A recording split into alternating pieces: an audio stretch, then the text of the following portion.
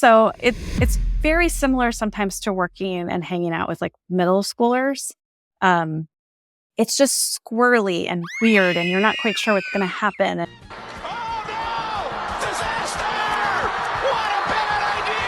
Welcome to the HRIS Careers Podcast with your host, Troy Wallace, a podcast for human resources information systems professionals to help you elevate your HRIS career. We always say no one gets into HRIS on purpose, but it sure is interesting to find out how they did. We interview your HRIS peers to find out how they got tricked into the industry and what lessons and tools they use to progress their careers along the way. We discuss industry trends, AI, and even talk candidly about all the most popular HRIS platforms. Just think of it as the closest bar just outside the entrance of your favorite HR technology conference. Now you get it. Welcome in. Welcome to the HRIS Careers Podcast, broadcasting as usual from the beautiful studios in downtown Omaha, Nebraska. You might be able to hear it in my voice. I'm going to call this the trying to get rid of the spring cold episode. Hey, we've got a really great guest today. Our guest is Lisa-Maree Blumenfeld. One of the side benefits of doing this podcast is you get to meet really nice people. She has founded a company called RetainHR. You can find it at RetainHR.com. They do fractional HR. We'll talk a little bit about what that is if you're not familiar with the concept. Someone from her team reached out to the podcast, and this just ended up being a really great fit. So we don't often talk about challenges for HRIS and payroll for small business and startup businesses. And I feel like Lisa-Maree was a great person to talk to that. And just overall, Lisa was an absolute delight to speak with. So Lisa founded RetainHR nearly 9 years ago. But prior to that, she was the VP of People at Expa. She led a centralized HR and recruiting team that worked on behalf of 20 plus startups. So she got a ton of experience in that world. And continues that work with RetainHR. Also worked through much larger companies, had some involvement with Lyft, Ninth Decimal, RES Systems, larger Fortune 500 companies such as PG&E, Blue Shield of California. We're going to get deep into fractional HR, challenges for startups and small businesses as it relates to HRIS. We actually may name names, talk about a couple of vendors in that space. We geek out about Pearl Jam and 90s Gen X music. Just a really fun conversation. You can really feel her enthusiasm for startups, middle stage companies. She's right in the heart of it there in the Bay Area. And as if she doesn't have enough going on, she has also co-founded I'll call it performance management company called 11. You can check them out at get11app.com. And they're trying to solve the problems of having more meaningful one-on-one meetings, and we get into that during the podcast as well.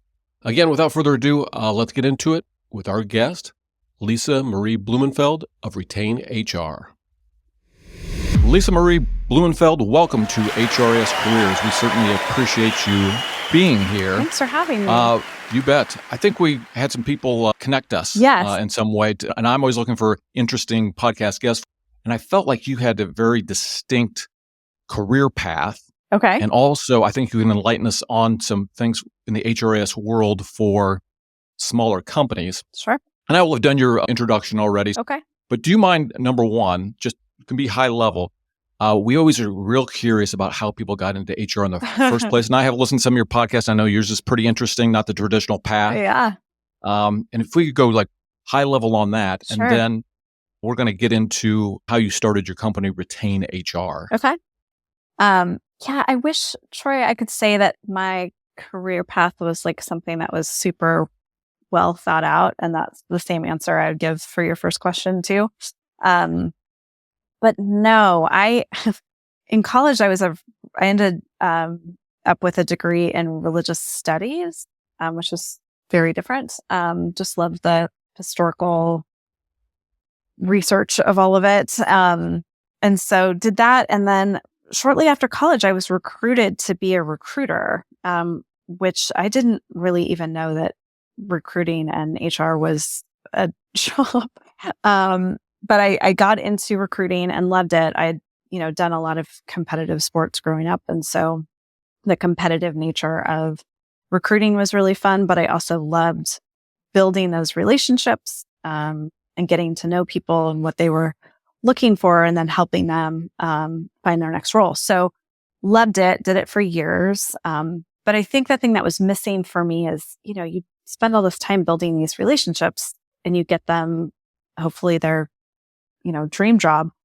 And then they just kind of go away and then you start over again. And so it became very transactional. And that's when I learned more about HR, about how that role, you're able to kind of usher them through their entire life cycle with a company. And so I knew I wanted to do that. I wanted to continue on in these relationships. And so was able to get into the HR side of things and I just loved the whole process. So again, not like a well thought out path, but it's works for me. Well, you may not know this. People that listen to the podcast regularly do, is we kind of joke, but it's not a joke, that we say, HRIS. No one gets here on purpose. No, that's exactly, that is so true. I only know a few people who got their degree in HR. And I'm like, how did you even know that was a thing in college? And coincidentally, those of my friends that have an HR degree decided right after college that is absolutely not what they wanted to do. So it's just the flip-flop situation. Oh, it's absolutely. I went to school and my college roommate was going to go to law school and I thought that's what I wanted to do. Oh, wow. And so I've just said, well, I'll get whatever degree you're getting. And then there's these things called, what are they called? Grades? Oh, weird. That really got in the way of me going to law school. Oh, sure. I was, I had to figure out what was the other thing I could go into. And it just so happened he was working at a hotel and the head of human resources person had the same degree we did. And I was like, oh, okay, well, I guess maybe that's what I'll do. I got to pay back the student loans. But yep, you're in good company. Perfect. Nobody gets here on purpose. I love it. So you really took it far because, we won't go into the detail because you worked for some really big companies and I'll have that in your bio. I'm really curious about how you got the idea or where you saw the need to start a company for kind of fractional HR, I'll call it, with RetainHR. Yeah. Like you said, I've had the great opportunity to work in some really big companies. I've also worked in some really fun startups. But right before starting Retain, I had the opportunity to work in an accelerator. And so, what we were doing was building the infrastructure for all of these, really, in some cases, just ideas. The partners would have an idea for a new company. And so we would come in kind of like a SWAT team and build that infrastructure. And I was in charge of all of HR and recruiting for all of these companies. And so I was already kind of doing this fractional work. I was working with 20 or 30 different startups, anywhere between 0 employees to call it, 15 before they would kind of step out on their own. And so I knew that I loved that. And it was just this really exciting place where I was constantly context shifting and jumping from one product to another and different founding teams. And it was just a perfect chaos for me.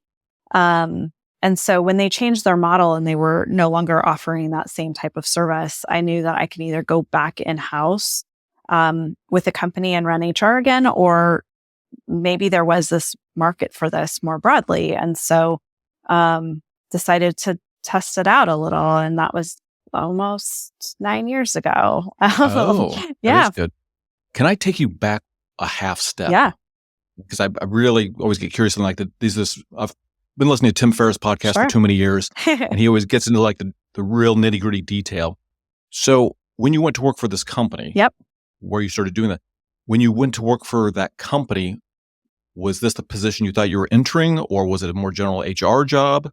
No, I definitely knew that was what the job was. Okay. And I was really excited about it. I loved the concept of working very closely with founders. And I knew that from my experience in working in really big companies and also a few different startups, that for me, where I felt the most excitement and where I could contribute in really meaningful ways was these like really small startups. I just loved it so much. And so when I was recruited to do this, it was, again, kind of something that I didn't know existed. Obviously, incubators and accelerators existed, but I didn't realize that there was a role for someone like me to do all of the HR and recruiting for all these companies. So it was a really great place to go and learn how to do it.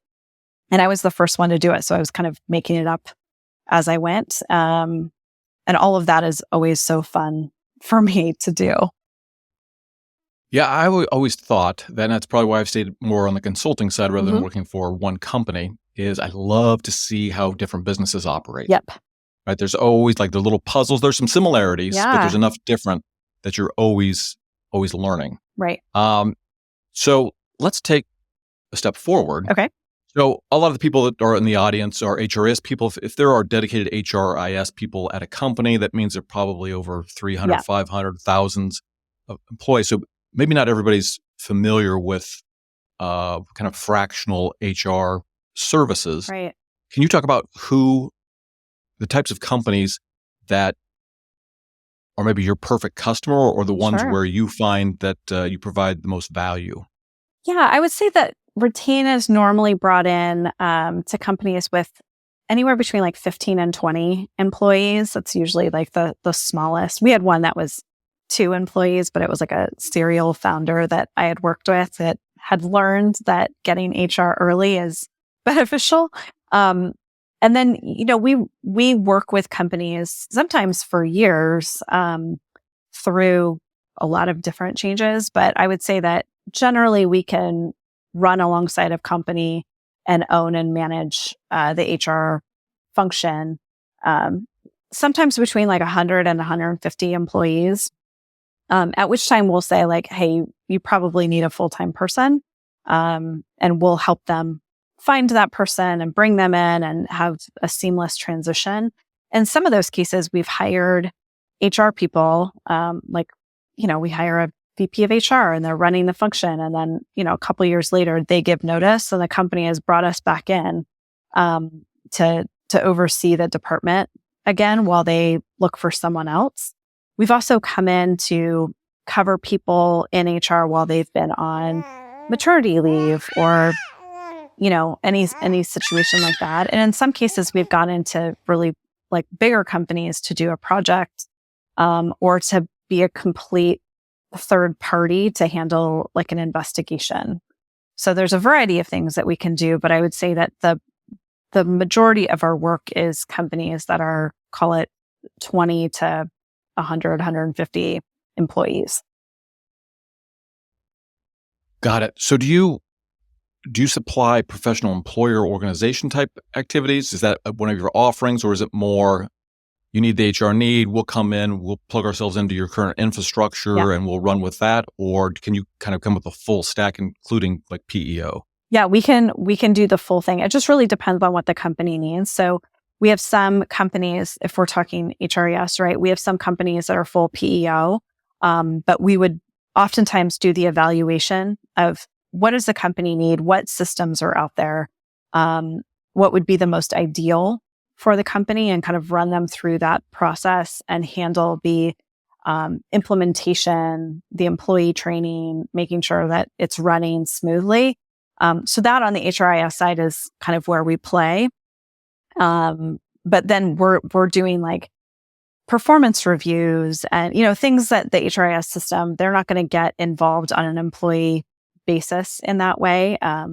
Layoffs or handling the hiring and negotiation and all of that stuff is stuff that we would do that like a PEO wouldn't necessarily do on a like individual basis like that. All right. So you open the door. Yes. For me to ask these questions. Okay. So if it's too nerdy, we can cut it out. Nerdy. Yeah. So when you come in, Yep. I'll give you a for instance. It's a 30-person company. You're coming in. They said we're growing too quickly. We don't have any infrastructure. Yeah. You help us choose not only HR policy and those types of things, but the HRIS and payroll systems. Do you have a go-to stack that you currently like to use for smaller employers? And if you're willing to name names, fantastic. I don't, at some point I do want sponsors, but I'm okay. If you've had, bad experiences, we can talk about that. But yeah, what does that look like for maybe a new client that comes in that needs those services? Yeah, I think for companies that we've worked with, and it's interesting to kind of bring this into the mixer here, but I would say that the needs they changed a bit during COVID, right? So prior to COVID, we weren't doing a lot with PEOs.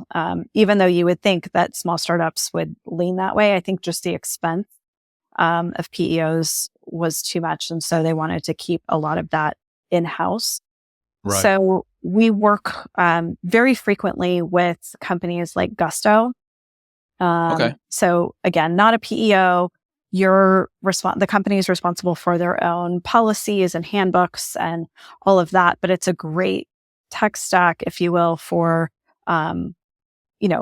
self-service and onboarding and payroll and things like that. So that's a great option for a small company. We work with that a lot, but we would do that evaluation.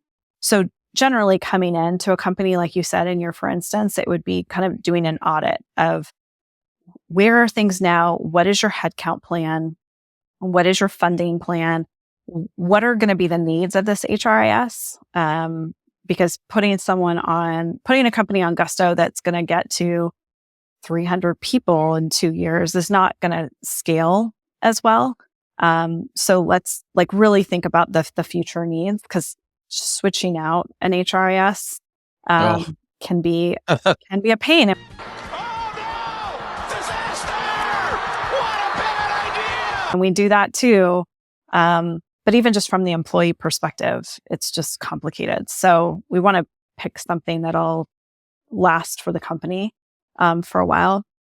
PEOs we work with quite frequently, especially during and post-COVID. We had more companies want to shift to that because we had a number of employees that said, well, if I don't have to be on site in San Francisco, I'm going to move to Montana or whatever. Right. And the companies weren't registered in those states. We started to run into big issues with benefit not covering. So Right. for instance, if you had a startup in San Francisco that had Kaiser and one employee moved to Montana, well, there's no Kaiser in Montana. So be able to go to a PEO to have all of that covered was really helpful. And so companies at that time were willing to take on the extra cost for the convenience of having people in all these different locations. Right.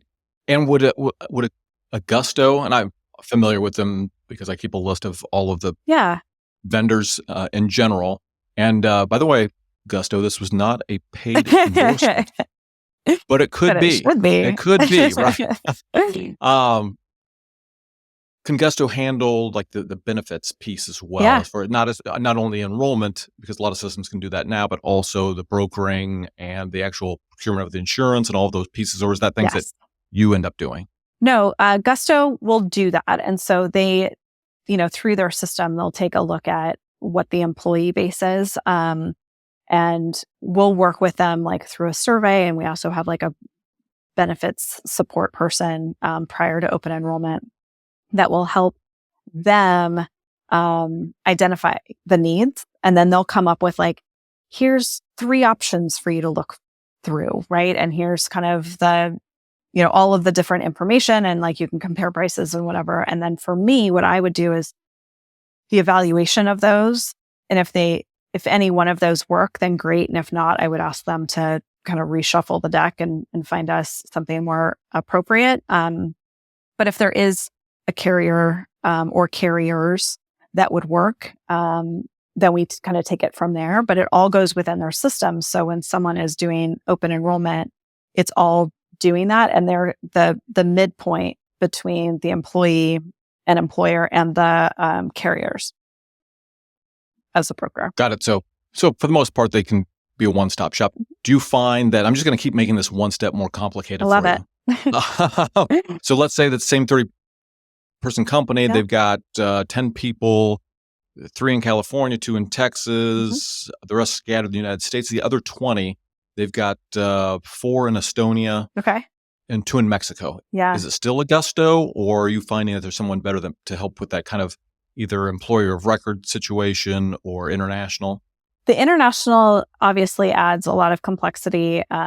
If for nothing else, well, not if for nothing. I mean, employment law is different. The benefit systems, I mean, a lot of other countries have governmental benefits. So the benefits that we supply are not applicable. So no, Gusto would work for those companies, but you would have the other, the employees that are international go payrolled through like an agency, usually like a deal or something like that. Or, you could consider them an independent contractor if that's a route that was appropriate based off of the laws of that area. So Gusto wouldn't manage international employees like that. Right. And I'm finding, I went to the HR technology conference Yeah. this last September, and you meet lots of people and different things. Wow. Highly recommend it if you're in the industry. But it appears to me that the deals of the world are getting themselves embedded. They're saying, okay, Gusto, okay, hi, Bob. Right. Let us be that arm of your product and kind of white label. Yeah, I've started to see them be, to your point, more white labeled. It's not across the board yet, but yes, those are either white labeled or they are an integration that you can have. So if you pull a report, it can pull like the deal report as well as Gusto to have a more comprehensive compensation report. So there's ways to do some of that with a lot of these systems, but I generally lean on the side of keeping them fairly separate, if you can, just because, again, the employee laws are so different. And having a company that is U.S.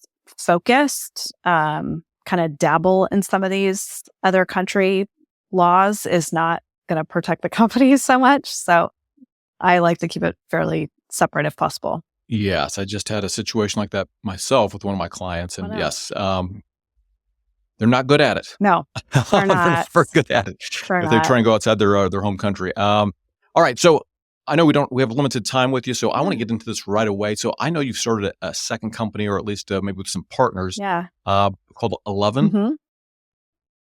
And I loved, so I think I mentioned, I listened to some other podcasts that you were on, and I loved the genesis of this idea. Could you go into a little bit of detail of what made you start 11 and how you think it's helping companies? Sure. Yeah.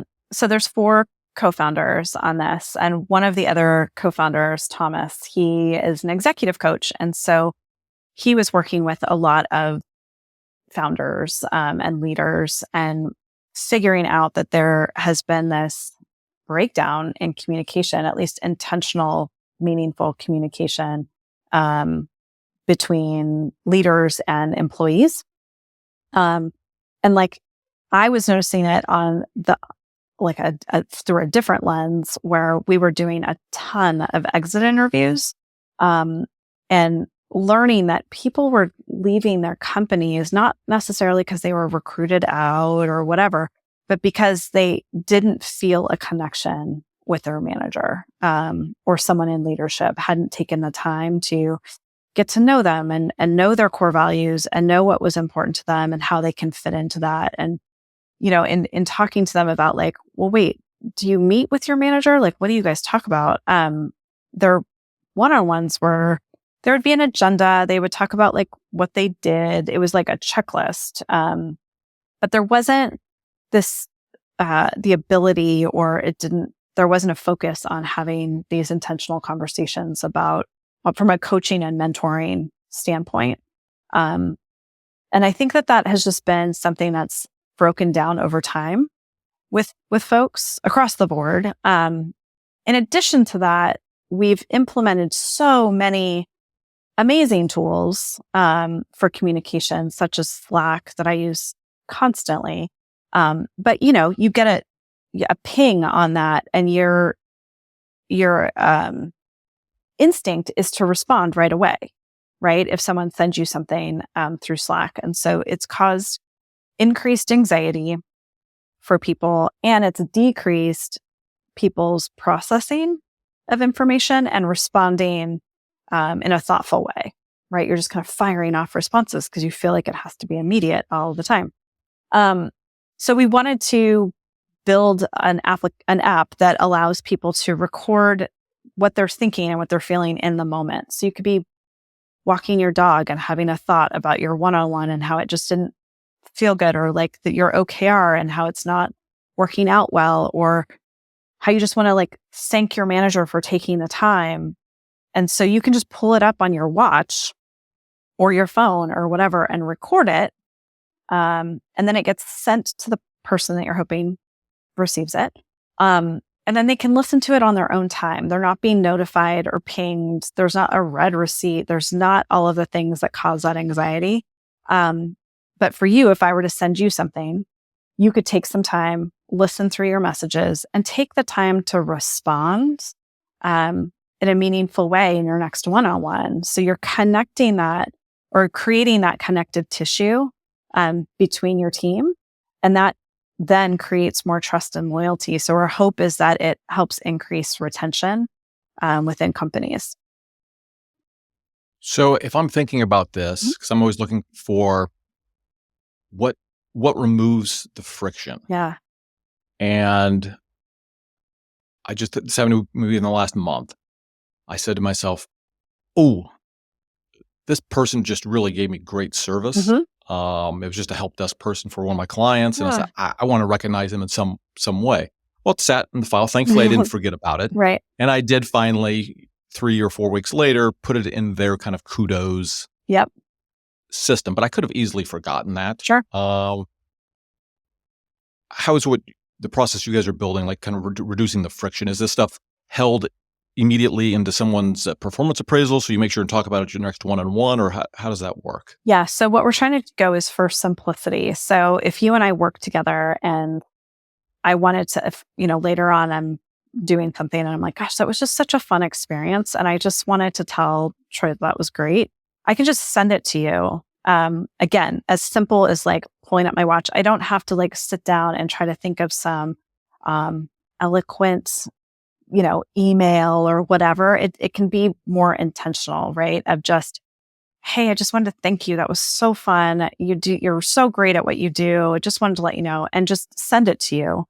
And so it's not held or tied to anything that is necessarily like trackable from a performance management standpoint. But what it does is it allows you to hear it when you're ready to hear it and either respond or not, but it gives you the information that I'm hoping that you get. And if you wanted to respond, you have the time to respond to that. And you can take that information and apply it however you would like across the board. But it's more just focused on that intentional communication that right now is lacking. That, just overall in general. Yeah. And I'm going to reference, so Tim Sackett was somebody who's kind of a thought leader in HR. Yeah. I'll shout out his podcast because he restarted it, and it's called HR Famous. But he came on the podcast, talked a little bit about this, and just in a recent episode of his podcast, he just talked about how performance management is just simply broken. Yes. In the United States, and probably more than the United States. And I feel like a tool like this is something that can help rebuild, because those little micro, somebody used the term, it's the moments between the moments. Yes, that's that exactly are sometimes right. the most important. Yeah. Yeah. And I think, how often are you, not that I encourage using a phone while you're driving, but like, just out doing things like, in the grocery store, and you're just kind of thinking about the day, and you're like, oh gosh, when I get home, I need to make sure I send that note to someone to thank them or to remind them to do something, or I'm just not feeling, for me, I can tell you, Troy, that like the time where I'm thinking about stuff and stressing about stuff is oftentimes at like 2 a.m. if I sent an email or a Slack message to someone at 2 a.m, it could potentially wake them up. They could feel like they need to respond at 2 a.m, and that's not my intention. But to have something that doesn't have the notifications, that that my intention in sending it was not for you to respond right away, but just for you to have this information, removing that, decreasing that stress and anxiety. Our goal is that it's going to, again, build that trust. And then if you're able to have these conversations and you're able to peel back the layers of vulnerability and all of these things, increasing retention is important. But also, to your point, you're going to start having these more important conversations throughout the year and not just once you're at a performance review. So you have all that to build on over time, whether it's corrective or encouraging. And so when you get to performance reviews, people will have a better expectation of what's going to happen during that because you've been having really important conversations. Whereas right now, they're just not happening. No, it's like I said, it's a huge problem. Like I said, everything I listen to and just my personal experience is it's been a train wreck. Yeah. Most of my career. Yes. I know. Well, this is excellent. So I want to have a little bit of fun with the last maybe 2 or 3 minutes we have. Okay. We always do something called the lightning round. I'm going to do an abbreviated lightning round. Okay. So the trick is I will ask the questions quickly. Your responses do not have to be quick. But let's get started with number 1. Okay. 1. Reading your bio, you're into music. Yes. What is the best concert that you've ever been to? Pearl Jam, San Francisco, when Eddie Vedder came out before the opener and he sat on the floor and he was playing acoustic and no one realized it was him. And he started drinking red wine, sitting on the floor playing, and then he introduced the opener. He also messed up the first song, and so he went way over in time to make up for that. About what year was this? Oh gosh, I think it was like 16 years ago, 17 years ago, at Billy Graham. So I saw, well, I'm going to say put in quotes, saw Pearl Jam. Okay. Because they were opening for, I think, 2 other bands. Okay. I didn't know who they were, and I skipped it. Gosh, no, you And this would have been like skipped it. 95, 96. Yeah, anyway. All right. That's I think incredible. I maybe heard one of the songs as I was coming in to the hall, as they were finishing. Oh, man. Bad timing. Who are they opening All right, we'll go back for? to, I need to know. I think it was Smashing Pumpkins and the Pixies. Oh, what a great concert. That was a great show. Oh. It's like for a Gen Xer, I mean, Yes. that's pretty much. That's magic. All right. 2. Are there any HR trends right now that you think are overhyped? Oh, this is a loaded one, and I'm going to answer it, and it's going to sound even more loaded and hopefully not defensive. But I think what we're seeing is a lot of companies swing towards and lean on a lot of AI for employee management and communication and things like that. And we're already starting to see employees kind of push back on that a little bit because, again, if someone's having an issue with things with their manager, or like their kid is sick and they don't understand benefits and they're sent to a chatbot, it just doesn't go over well. It just makes people feel undervalued. And so I think trying to implement all of the new AI to support employees is not going to work out well in the long run. No, I love AI, and I've been using it kind of since it was released. Matter of fact, before I got on the phone call, I was rebooting my NCAA March Madness AI name generator that I put together last year. But yeah, it's not good all the time. Oh, it's So not. It actually can be a little scary if you don't put the right things around it. Yes. All right, and we'll do the last one. Okay. 3. Like I said, this is abbreviated. Best piece of advice for HR pros looking to work with startups. Be really, really patient. I would say working with startups, and one of the reasons I love it is it's very similar. I don't know if you're a parent or have been around kids, but I am. yeah, it's kind Twice of over. yeah. So it's very similar sometimes to working and hanging out with like middle schoolers.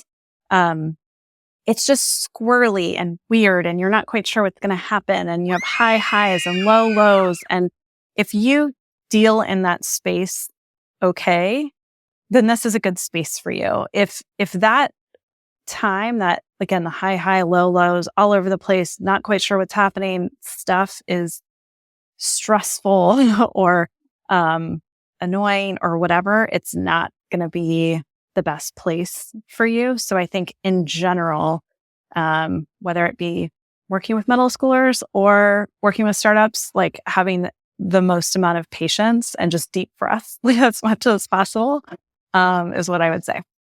So I'm going to take a Oh no! Disaster!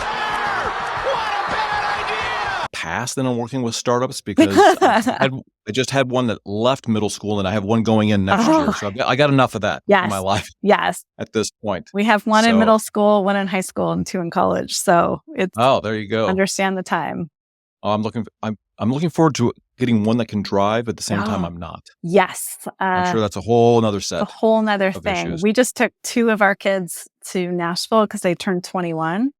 Interesting. And going out late night with your kids is another thing that's really fun, and also like, what is happening right now? Yeah. It's all fun. I've got a couple of years for that. Definitely. Lisa, this was fantastic. This was so fun. I'll have everything in the show notes about RetainHR and 11. I certainly appreciate you being on the HRIS Careers podcast. Yeah, this is really fun. Any last comments? No, just thanks so much for having me on. And if anyone has any questions or needs any help or wants to chat about HR stuff, feel free to reach out to me. I can just be reached on email at just Lisa@RetainHR.com. Awesome. For the HRIS Careers community, we'll talk to you next time. Here we go.